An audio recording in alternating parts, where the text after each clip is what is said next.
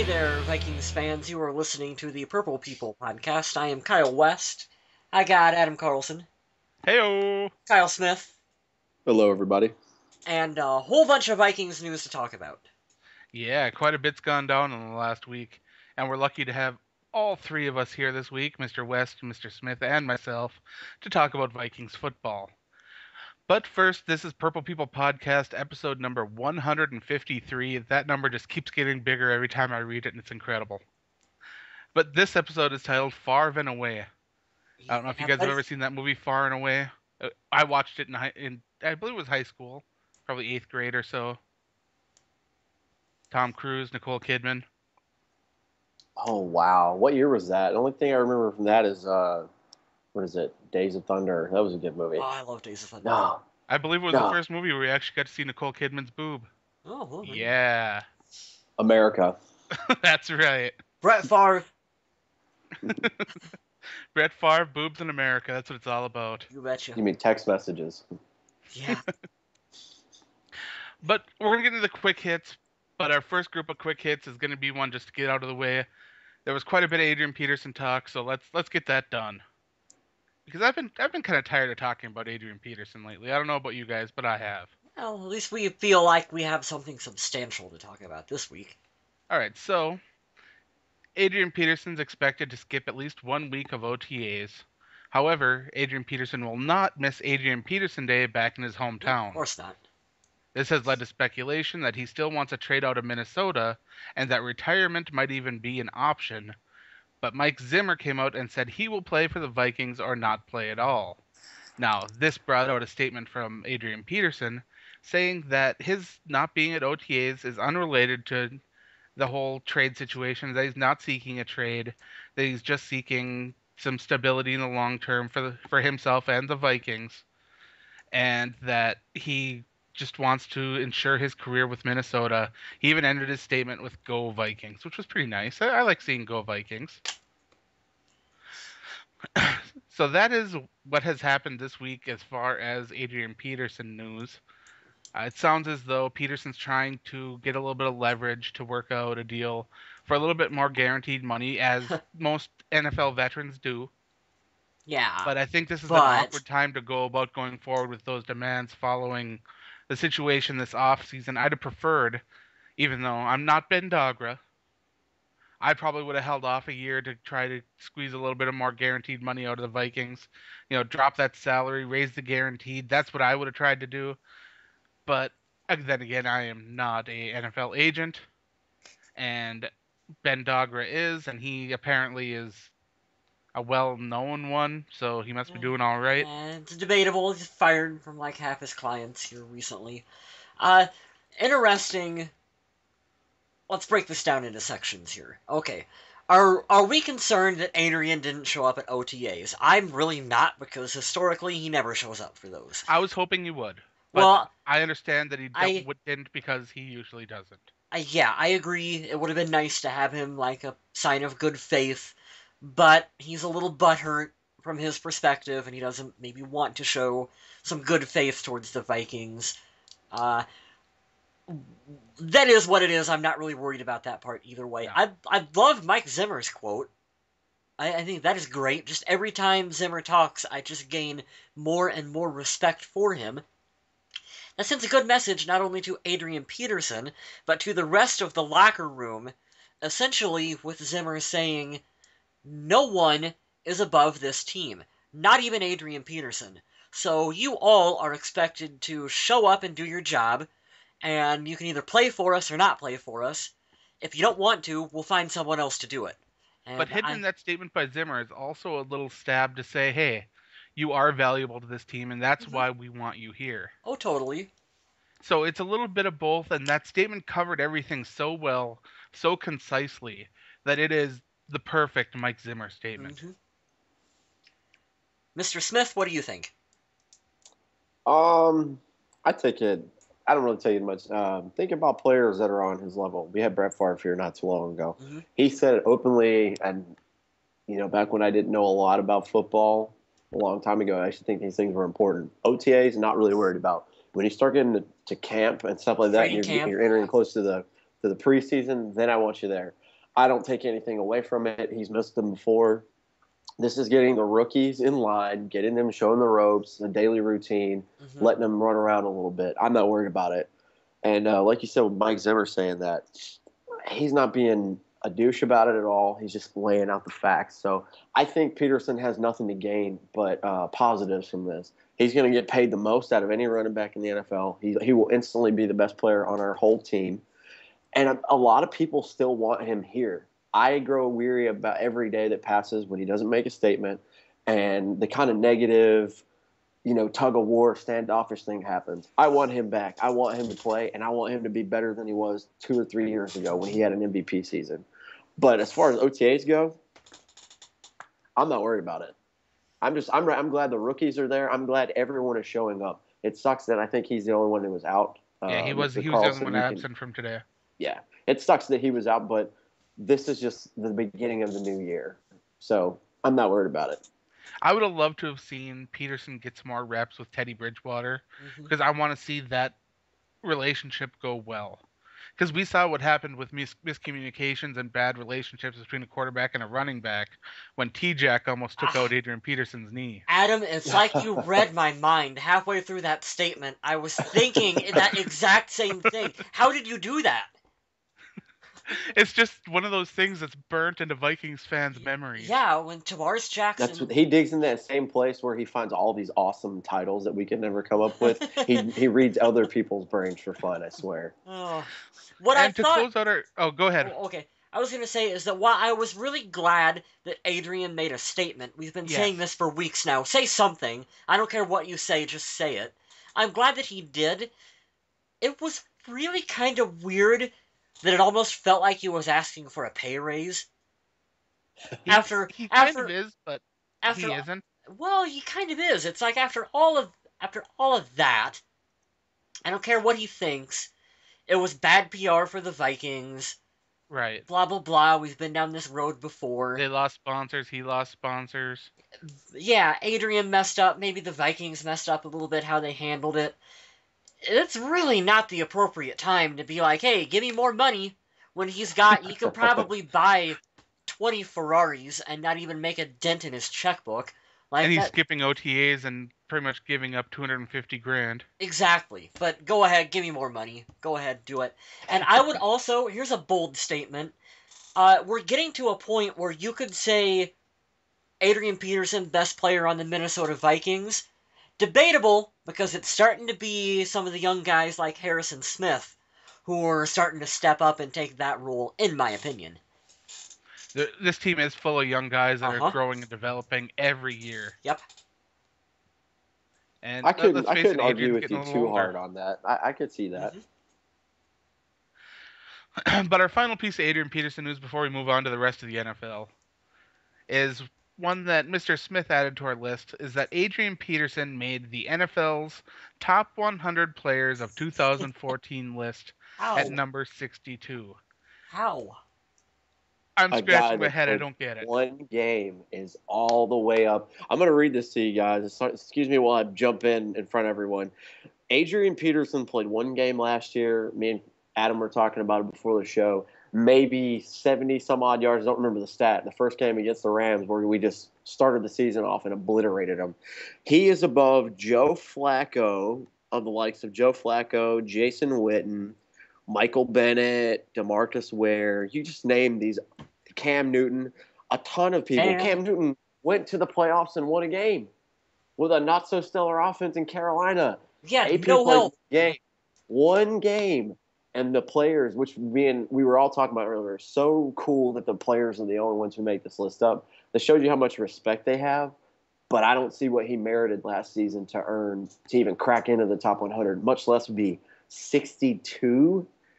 He's way up there. So that should tell you 75 rushing yards, 18 receiving yards, 93 total yards, no touchdowns. But for all you fans out there who might think we don't give Adrian enough love, this is awesome because this shows you the amount of respect and the kind of guy on the field that they know that he's still a threat. And I watched the video just before we started recording. There's still a handful of people that, even though he didn't play last year, hands down say he's the best running back in the game. And this is voted on by NFL players, not by members of the media or other fans or things like that. So basically, what this is it's a way to show that players in the NFL still respect what Adrian Peterson can do on the field, and they very well should, because he is definitely one of, if not the best running back in the NFL. That's crazy. Speaking of great Vikings running backs, Chuck Foreman. I'm a big fan of that guy. I got his autograph on my wall here in the living room. He says that he belongs in the Pro Football Hall of Fame. What do you guys think of that? I agree. He's one of those tough, old school players for the Vikings. Purple People Eater. Chuck Foreman, he belongs in the Hall of Fame. It's his time. Definitely his time. Part of a great bunch of teams that we used to have that I wish we still had around these days. I third that motion. Him and Jim Marshall got to get in there. I honestly don't understand why Jim Marshall is not in the Hall of Fame yet either. I mean, I guess only so many guys can go in a year, and that's just what happens to some of these older players like that. Is just they have to end up waiting forever and ever and ever to go in. And the thing I absolutely love about Chuck Foreman, even more than that, is the stuff he does off the field. He's a substitute teacher, which I think is fantastic. Could you imagine being a high school kid and being taught by Chuck Foreman? Yeah, that'd be cool. It's amazing. Then he's also got a laundry service that he owns and operates. Chuck Foreman's a busy guy, busy guy, and he's one of those people that'll never stop.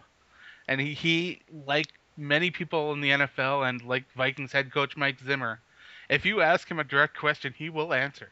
Oh yeah, I've met Chuck Foreman. Every year I go up to Mankato, Chuck Foreman is set up, and he sells autographs and other memorabilia, and he doesn't keep the profits for himself. I think it goes to one of his charities or something like that. I don't remember offhand, but he's a super nice guy. You can stand around and you can talk to Chuck for a couple hours if you wanted to. He's a really great guy. I got some of his stats here in front of me, his career statistics. It looks like he scored 53 touchdowns in his career, and on 1,556 attempts, he ran for 5,950 yards. He only played in the NFL for 8 years. That I think might be a little bit of the problem. Yeah, it's a shorter career compared to some of the other backs. But when you look and see that he had 3 consecutive seasons of over 1,000 yards rushing. Yeah. Very, very, very few players have ever accomplished that. As a matter of fact, that's one of the things I'd like to research is how many players have accomplished that feat. Mm-hmm. We have to compare that for a later show. I'm looking at his highlights and awards, though. 5-time Pro Bowler, 4-time All-Pro, Offensive Rookie of the Year when he came in 1973. And then, of course, you get to be a part of the NFC Championship winning teams. They're those teams that went to the Super Bowl and unfortunately didn't take home a trophy. 3 different times he was on those NFC Championship winning teams. He's got some leg to stand on in this, and I would like to see him in. But like you said, Adam, there's so many players who come out that have careers that span for a longer time frame, and so they have more statistics for more yards, more whatever, more accolades. And not having the Super Bowl winning ring does hurt too. That's probably why he's been looked over for as many years as what he has. That's true. Mm-hmm. It's very true. Also, did you guys know that he played for New England for one season? Yes. I totally forgot that he... Once again, there's another guy that you think of as a Viking who retired on another team for 1 year that you just completely forget about. Chuck Foreman, New England Patriot. What? Yeah, I'll completely forget about that. I usually just consider him a Viking for life. I just kind of erase that one a little bit. Like John Randall? And Chris Carter? Yeah, Carter a little easier because he didn't start out a Viking, but John Randall, True. Seattle Seahawk, that just... Ugh. I don't like to remember that one. He's a Viking, and I will remember nothing else other than that. And here's a quick hit that was added by Mr. Kyle West. Apparently, Teddy Bridgewater was upset with wide receiver Charles Johnson for like 2 weeks because he beat Teddy in Madden. Yeah. Since then, Bridgewater has defeated Charles Johnson twice.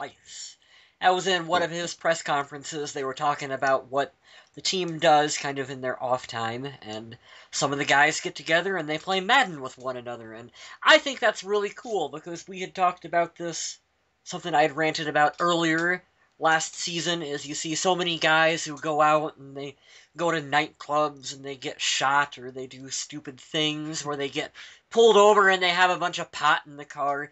And I'm always like, can't you guys just go home and just play Xbox?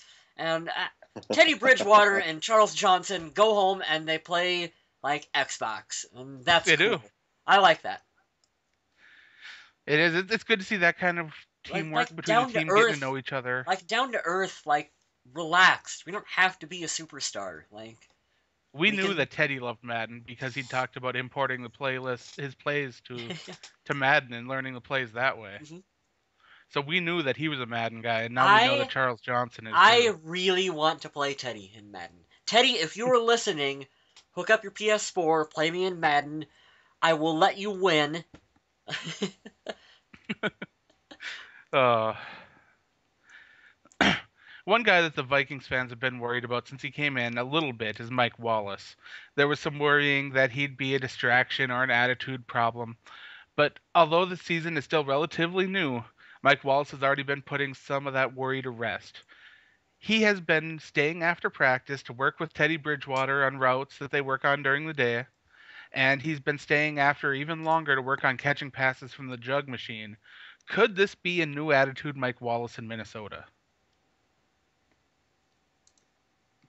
I Sorry. hope so. I think this makes us optimistic that we can get the Pittsburgh Steeler version of Mike Wallace, which was amazing. It Not does. saying he didn't do some good things in Miami. He had an amazing catch, wobble catch, dive into the end zone, uh, touchdown against us last year. Oh yeah, But he tore the it makes, Vikings up. I think this is a sign of maturity. I think this is a sign of a player who realizes that this team really wanted him. If you guys recall, this isn't the first time we went after Mike Wallace. So obviously he knows that we want him here. The upper management wanted him here. So I like it. I see maturity written all over that. You know what? At the end of the day, one of my coaches used to tell me, it's how much further did you go than your opponent? So if he's putting in overtime, especially with Teddy, that rapport that they're building, he's going to be a monster in the deep threat that we have. If they can get on the same page, it could be amazing. We saw that Teddy Bridgewater wasn't able to get on the same page with Cordero Patterson last year, missed a couple deep throws, but Cordero Patterson isn't nearly as refined on the long route as Mike Wallace is. That's Mike Wallace's bread and butter. So if him and Bridgewater can get on the same page on those passes, it could be just deadly. I think it was a bit of a wake-up call to Mike Wallace. He picked Miami as his team to go to in free agency, and then he's not with them anymore. Like, it's a bit of a wake-up call that, hey, they didn't want you. So maybe it brought him, like I said just a minute ago, back down to earth a little bit. You get humbled, and you realize that if he wants to continue to play in this game, you got to put in all that extra work to make yourself be at the top of your game to get out there. And it's good to see him working on building chemistry with Teddy. I admit I was one of the ones that was skeptical when Mike Me Wallace too. came in. And to see this kind of effort being put in right now is really making me second guess my questioning. So, way to go, Mike Wallace. This is what I like to see. I love to be proven wrong in instances like this. Yeah, same here. Now, former Vikings coach Mike Tice has been named in a lawsuit recently regarding pushing painkillers onto players. I'm not going to go too in depth into this because there isn't a ton of information out about it yet, but I'm sure there'll be some more coming, and I bet you that it will have almost no, if any, impact on the modern version of the Minnesota Vikings. Keyword former Vikings coach Mike Tice. Yes. Now, how familiar are you guys with the new scoring change to extra points and 2-point conversions? I have no idea. Fill me in, Adam. Okay, so Read about it. they moved the extra points back, and now they have the 2-point conversions to where a team can score 2 points from 2 yards out as usual. But now, if the defensive team gets the football and brings it back, they score 2 points. And in a play that we may never see during our lifetime. If the defense picks off the ball, runs it out of the end zone, and goes back in and gets tackled, that will be a 1-point safety. That's weird. I guarantee you we see one of those this year. This year, Vikings Yes. will probably do it. Not us. Not us. Cleveland. I guarantee you somewhere there's just too much math in favor of it happening. There's going to be some point where someone's running out of the end zone of the football, it gets slapped out, it bounces back into the end zone, and the defensive team falls on it. It's probably going to happen. Doesn't that sound like something that Cleveland would do? I mean, let's be honest. With Johnny Manziel laying on his back with it? Yep. Oh. I don't know. I don't think we'll ever see this. I don't know. But it's a never possibility say never. now. Never say never, Adam. I never said never. I just said I don't think we'll ever see this. Speaking of things we'll never see, it might be possible that we also never see the Minnesota Vikings on HBO's Hard Knocks. Because this year, the Houston Texans were picked. Honestly, I think this would have been a bad year for the Vikings to get the HBO Hard Knocks show because all the drama surrounding the situation with Adrian Peterson and everything. Hopefully next year, if the Vikings have their stuff together, the Vikings could get a little bit of notoriety and head on the show. But for now, I think that's going to be kind of cool seeing DeAndre Hopkins and J.J. Watt and whatever that quarterback situation they got going on there. It'll be fun. Could be good times. Mm-hmm. This is one more that was listed by Kyle Smith. This was our last one. Actually, NFL.com. I have one more after this one. Oh. Yeah. NFL.com lists wide receiver Cordero Patterson at number 4 on this year's Players Who Must Perform list.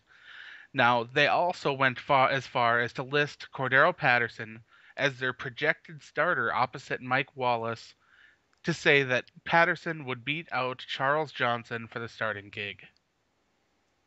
Some pretty bold stuff there. I don't even have to make a bold statement. That's pretty bold of them to say. Indeed it is. And I'm a big fan of Cordero Patterson. I love watching him and his just absolute agility and elusiveness just make defenders look silly. It's great. Mm-hmm. And if he's been working as hard as people say he has been on his route running and his conditioning, Patterson could return and be a beast. One thing I'm not worried about, though, is if Cordero Patterson does beat out Charles Johnson, that's fantastic, too. You can never have enough great wide receivers. And I think that having all this youth and talent on the team is going to be fantastic no matter what. So let the competition begin, and let's see who the better man is. I still have faith in Patterson. Never really lost it. I think it was a good, humbling experience for him, what he went through, and hopefully he is able to spin that into a positive, which it seems like he is doing. He is trying to work hard to correct the mistakes that he made, because he is a competitor and he wants to be good. He wants to be the best receiver on the team. I really believe that. And I hope that he can get it done. I really do. The sophomore slump can be a real thing. Mm-hmm. Look out, Teddy. Teddy be fine. Don't jinx us. Don't do it.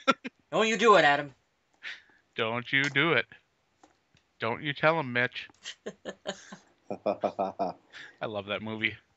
All right, now you said you had one more quick hit, Yep, right? I have one more quick hit.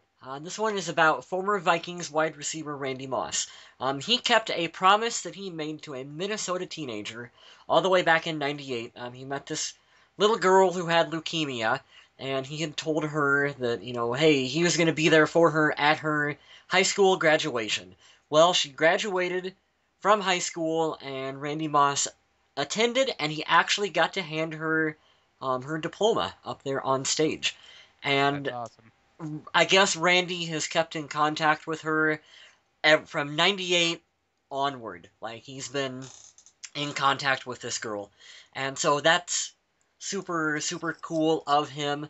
That's like the real side of Randy Moss, the side that you don't hear about too much, because, he never really liked talking to the media, and some of the stuff that he said kind of got spun in a negative light, and I think it shone a worse light on him than what he really is. Moss is my favorite Viking of all time, and so, of course, a story like this comes out, we gotta mention it here on the podcast. One thing that we do like to do is we like to talk about when Vikings players do great things for charity. I especially love talking. I love talking about when Chad Greenway hosts his uh, his fundraisers and Hmm. stuff at the hospitals, and when the Vikings do their playground builds. I love that kind of stuff because that's the kind of stuff that doesn't get the media. Instead, it's all domestic violence and other just dwelling on negative things, and there's no reason for that. And the thing When with there's Vikings players and the NFL players that are doing so many positive things out there. And the thing with Randy over this one is that he never talked about it. And that's how you know that he was sincere with it. Because he never made mention. When he was asked about it, he would always just not even give a response. Like he Right, just it's wouldn't not a even PR he stunt. did this is not a exactly, Adam. This is not a PR thing. This is he had a legitimate friendship with this girl and he said that he was going to be there for her and he kept his promise, which hey, how many athletes do you think will meet someone and yeah, hear their situation and yeah, down the line I'll do this for you and then move on and totally forget about it. And for him to keep it for all those years, that is just an awesome thing to do. It is. Hmm. So good to see that right now too in this point in time with all the negative stuff around the Vikings. We all know what it is. We don't want to talk about it too much. And our key player and the NFL in general, just the hit that they've taken as far as the image looks. It's nice to see somebody who was considered very controversial at one point do something to show you that he's a He's a great good guy. guy Hmm. and he keeps his word. And just, a lot of guys get retired. They have that status about them. I was like this, and I was like that. You should love me and treat me like I'm still playing. Like you're retired, bro. Like that's cool and all, but we respect what you did, all that good stuff.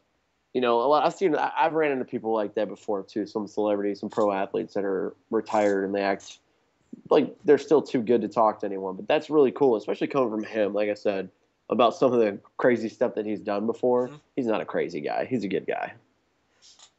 Yeah, I mean, Randy is, in my opinion, I think he is the second greatest wide receiver in NFL history. I'm sorry, I think Jerry Rice is number one, and I think most people would agree with that. But I mean, You Randy don't have to be Moss sorry for that. Randy Moss is number two, and that is no shame in being number two to Jerry Rice. I No, might no, actually no be a shame in bold that. statement of the week right there. You think Randy so? Moss, number 2 of all time. That's Yeah. that's a good one. I like that. Well, who would you really put? I don't. We'll get way off subject, but I mean, who would you put above Randy Moss? I mean, you talk about game-changing wide receivers. Randy Moss changed the game in '98. He changed how defenses had to play, how they had to cover him. He still caught a ton of touchdowns in New Yeah. England when they almost had a perfect season too. 9 years later? So Yep. I mean, that's a really good point. Mm-hmm. I mean, you could argue Michael Irvin and Steve Ah, Largent, some of the other Michael guys. Irvin. I don't. I'm not a Michael Irvin fan. I'm not sold. Not sold on him one, but the fact that Michael Irvin got into the Hall of Fame before Chris Carter still irks me. Still, to this day. Championships, man. And I think Yeah, that when Yes, Calvin Johnson's career championships. is done, he'll be above Randy Moss. yeah, no, see, I don't think so. Because Moss, like I said, Moss changed the game, and Calvin Johnson came afterwards. But I think you guys are right. Yeah. Jerry Rice is the GOAT. Mm-hmm. Oh, yeah, definitely. You gotta give it to Jerry. The greatest of all Gotta give time. it to It's Jerry. him. All right, so let's get into our main topic because we're running a little late here. We've been kind of chatty. And our main topic, as in the title, Favre and Away, is a little bit about Brett Favre. This will But probably be our shortest topic, ironically enough.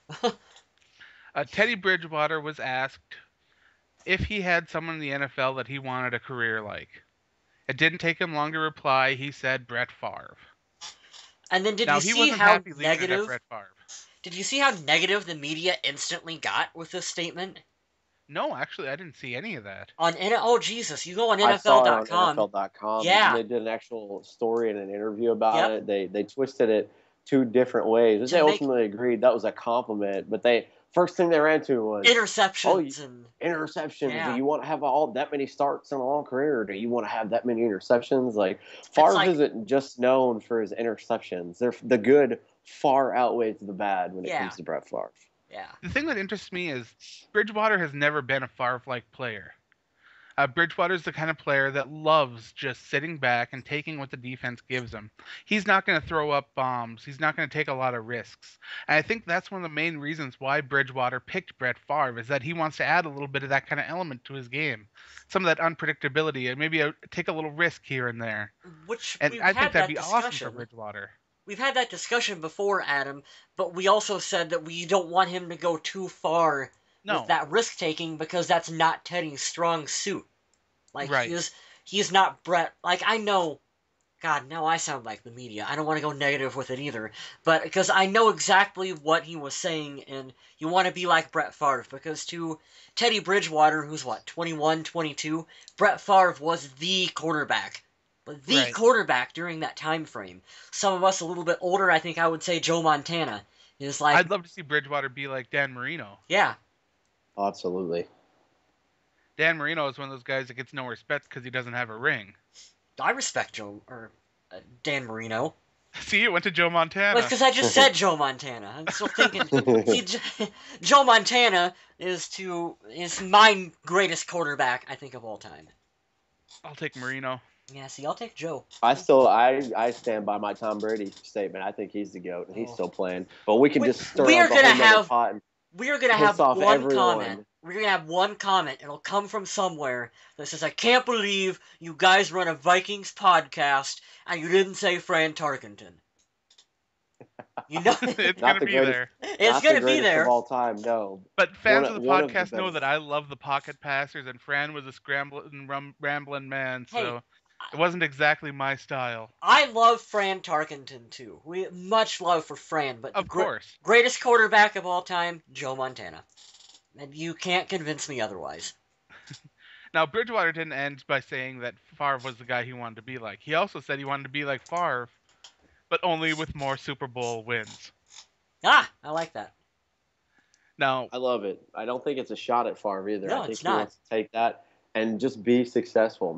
And we know Favre was very successful, but I love it. Set your goal as high as humanly possible. Totally. Go past everyone else, because when you fall short, because we all do, you might end up further than they did, just because you thought you were going to go to the Super Bowl every single year. And I love this statement. It's not about interceptions. It's about career longevity and taking risks and just having fun playing the game of football, and just so happened to be at a really high level for a very long time. Just be now a when neat Bridgewater go-to joined guy. the Vikings, Teddy said that his main goal with the Vikings was to bring an NFL championship to Minnesota. That's it. That's what he wants to do. Not Pro Bowls, not All Pros, not playoff berths. He wants to win a Super Bowl. And that should be the goal of any NFL player. What do you think Christian Ponder's goal was? I'm sure his goal was the same. You I'm sure it think? was. You think? I'm hopeful anyway. Hope so too. But I could see that as Packer fans or fans of Favre kind of being a little dig, saying that Favre didn't win as many Super Bowls as he should have. But it's not like that. Teddy, I don't think, is that kind of player to either just jab at people or things like that. All he wants to do is he wants to play at a high level, do everything he can for his team, help them win championships. Mm-hmm. That's what Teddy wants. That's what the statement essentially says. And Teddy Bridgewater, I know we talk about him a lot on this show. It's just because we're so darn excited. That's Teddy. all. We love Teddy here at the podcast. We really do. We can't help it. Yeah. It's what we do. Like I said, I totally get the statement. It's like, you gotta remember, he's 21, 22 years old. Who was he watching when he watched NFL football growing up as a kid? And who was the quarterback, the go-to guy during that time frame? Brett Favre. The first time I ever turned on a television and saw any professional football, it was Favre. His first MVP season, way back when. It's fantastic. I love this statement so much, but you guys know I'm a Brett Favre fan until the day I die. So I love this statement even more coming from the guy that I look at, see, and hope, and kind of can tell he has the potential to maybe live up to the hype. So it's good that, like I said earlier, it's good that he sets his bar really high. And, yeah, I'm excited. It just gets me fired up. All right, we are running late, so let's finish up here with our social media question of the week. We asked you guys on Facebook and Twitter. Don't know how many responses we got on Twitter, but hopefully we got some. What are your favorite era of jerseys for the Minnesota Vikings? Are there any jerseys the Vikings have worn that you absolutely hate? And are there any changes that you would like to make to the jerseys? We got some pretty good answers, I think. Corbin Johnson's is probably my favorite with "Aren't they all perfect?" Ah, they're Vikings jerseys, so no matter what, that is I very think I have true. one of every era hanging in my closet. I like John Dozadil's comment. I hope I didn't butcher your name, but I like my favorite jersey is the one we wear when we win the Super Bowl. That's fantastic. That'll be my favorite too, man. Daniel Whitford put forth a statement that I thought was really cool. He said, "I really like their new gear. Sufficient level of attention to the classic style while not looking too old or dated. The '06 attempt was all right, but a bit too contemporary. When you try to go ultra contemporary, you automatically date yourself. Case in point, Jaguars. Also, purple pants equals best pants." I like the purple pants.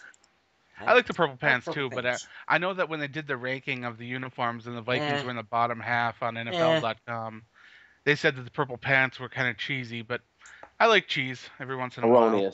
Erroneous on all counts. David Shaw says the late 60s, early 70s version of the jerseys were the best, and I loved those too just because of how clean they were. I like the Clean and darker shade of classic. purple from those. I don't know why. Seems like going along with their attitude of purple people eaters, bruising type players. It The dark fits. purple reminds me of a bruise. So you just see these big bruises of human beings coming at you. I Nice. like it for the dark purple. And meanwhile, Tom Spees just wants a Pruitt jersey, and he can go ahead and get one, and he should, because Pruitt could be pretty good. Hmm. Did you get any good responses over on Twitter, Kyle? I forgot to look. All right, then. To be perfectly honest with you on that one. Well, let's just finish up with Kyle Smith's bold statement, and we'll call her a show then. Sounds good. I'll keep this really short and sweet. I want to do a bold statement. I want to give a shout out. Do the shout out first. It's not very often you're walking into the supermarket, somebody tracks you down because I was wearing my Adrian Peterson shirt last night. And a guy who's a Packers fan at heart was very humble, just the nicest guy I've met in a long time, total stranger. We talk football, we talk baseball, we talk basketball. 20 minutes later, I was picking up a bottle of wine for my wife. Ended up getting this guy's information, going to help me learn how to write. He was a sports writer. Steve is his name. I put him in my phone as Steve, comma, Packers, so I'd always know who he was. And his cousin, which I think it was Tim, I want to say if it's not, I want to give a shout out to Steve and Tim. Tim should be following our page very shortly. Diehard Vikings fan is what Steve told me. He said he would absolutely start following us and interacting. So Nice. this is a shout out that just a simple T-shirt and your pride in your team, you can meet some really cool people, and they could be from the enemy. So that was pretty sweet. But my bold statement of the week, my brain usually focuses on a player, and I want to predict stats, and I want to just be a genius and I don't know, a psychic. That's where my mind always goes to. I hope you guys don't mind, but I'm going to stay not so much on the Vikings. I'm going to include somebody, but this is an NFL statement. Ray McDonald. If you haven't heard what happened and seen his rap sheet, go Google it. Recently, he used to play with the 49ers, signed with the Bears. They took a big risk. Oops. He has a lot of accusations against him, and he was cut recently. My bold statement of the week goes to every NFL player out there who gives a damn what a fan says. And if not, take it from me. I'm a 27-year-old married man. I do law enforcement in the military for a very long time now. You guys need to clean your act up and realize that as much as we all can agree to a certain level we don't like Roger Goodell and the NFL's higher-ups, you leave him no choice. My bold statement of the week is walk away. Use it in life. Use it in your football personal life inside and out. All the stuff that's happened with Adrian Peterson and Ray Rice and Ray McDonald now, it's making everyone look bad. And you know how we have all these suspensions and everything? Oh, the commissioner's too harsh, blah, blah, blah, blah. You hold his hand, you tie your own hand down, and you tie your team's hands down when you do things like this. And if you get accused and then you're acquitted, I believe everyone deserves a second chance. See Michael Vick. I love what he did when he came back. But when you do it multiple times, you don't deserve to come back. You're going to lose a once-in-a-lifetime shot, and you're going to regret it for the rest of your life. So that's my bold statement of the week. I'll keep the rant short. Make good choices. Think about what you do. And sometimes, if you're just there, you're almost just as guilty. Don't let it happen more than once. I know what you guys think about that, but I get really sick and tired of seeing all this domestic violence crap, and it surrounds the best sport in the world, and we have that attached to us as fans too. It sucks. Yeah, domestic violence in the NFL have become almost hand in hand in the media these days. You can't go to a site without seeing people talking about Ray McDonald, who violated his parole or whatever he had. This he contacted the woman again and has more charges against him now. And Ray Rice is probably blackballed from the NFL. I doubt he'll ever play in the league again. Probably not. But not only is it the NFL's decision and the players' decision to make the right decisions and to hand down the right punishment, these NFL teams have to start taking better care of their image. It's something the Vikings have tried to do recently. You've noticed them moving away from drafting players with character problems but that have high potential. Instead, they've been going for some of the safer picks, the young guys that just might have a little bit of an injury history that could be a steal later down the road, instead of going for a guy that has a major attitude problem. And cleaning up the locker room is something that teams should be very proud of. When they can have a team that does more community service than has cases go to court, now that is cool. Mm-hmm. When your team is associated with a lot of bad stuff, like let's face it right now, the Dallas Cowboys have a team that is full of guys that have problemed histories. And sure, the risk could pay off. These guys could have fantastic seasons and stay out of trouble. It could be awesome for them, but it is a risk. It's an absolute risk, and you're attaching your team name and the NFL's name to these guys that you're giving a shot. So not only are you dragging down the player's name, the team's name, and the NFL's name, but these things are going to the media, and the fans are hearing it, and they're thinking, okay, why are these players getting these shots? Are there other guys that just aren't good enough, or does the NFL not care enough, or the players not care enough, or the coaches not care enough, or even the fans not care enough to try to make it so that these players can't be in the NFL? Is talent on a football field worth overlooking some of the terrible stuff that these guys do? It's just sad, and money talks. You know, they're going to make money off these players, and it's all going to be forgotten when you sign a guy like, I don't know, let's take Ray Rice, or I don't know, just pick any name, a guy who's done something terrible. Let's just go Greg Hardy. Earlier, there you go, great example. Was acquitted. They believe he paid off a woman so she wouldn't talk, and blah blah blah. All essentially what you're saying is what you said, Adam. That we don't care about the horrible things you do. We just want you to wear our logo and make big splashy plays on TV for us, so we can have lots of fans love us, and that'll bring in money and ratings. And if we win a game and you're a part of it, we can overlook the stuff you've done. And let's face the facts. Like, I'm in the military. If that ever got done, I'd have my rank stripped. I might even get sent to jail. Any corporation out there, any kind of business, big or small, if you do something to that, especially when your name or their logo is attached to it, you're going to be done. And the fact that it's just on a higher level, it's on national media and news and TV, it's crap. These guys got to make better choices, because you're making your team look terrible. And then the NFL, like I said, the NFL is being forced to lay the hammer down. Yeah. And ultimately what you're going to do, you're going to hurt yourself and your team.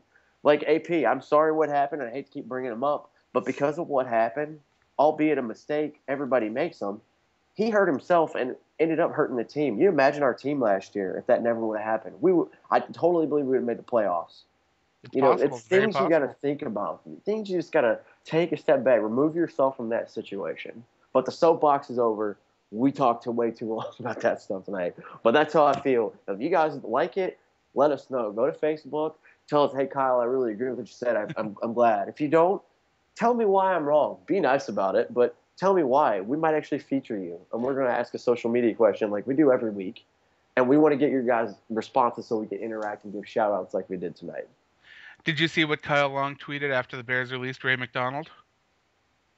Kyle Long. No. Sure didn't. He just tweeted out 2 words. Good riddance. That's a awesome. teammate. That is a teammate. That's awesome.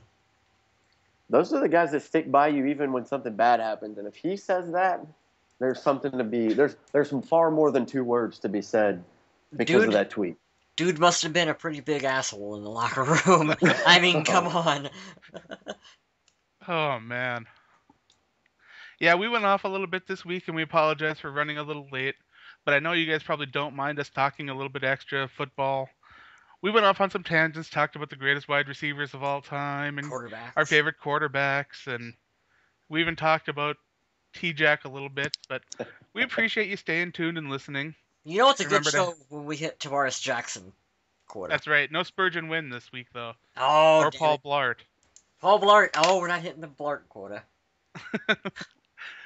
But remember to head on over to Facebook. That's where we do all our interactions. We got some good stuff going on there. Me and Mr. Kyle Smith hitting it hard over there. Mr. Kyle West handles our tweeting at Purple People Pod. Head over there and send him a message. See what's going on. And in the meantime, stay classy, Minnesota.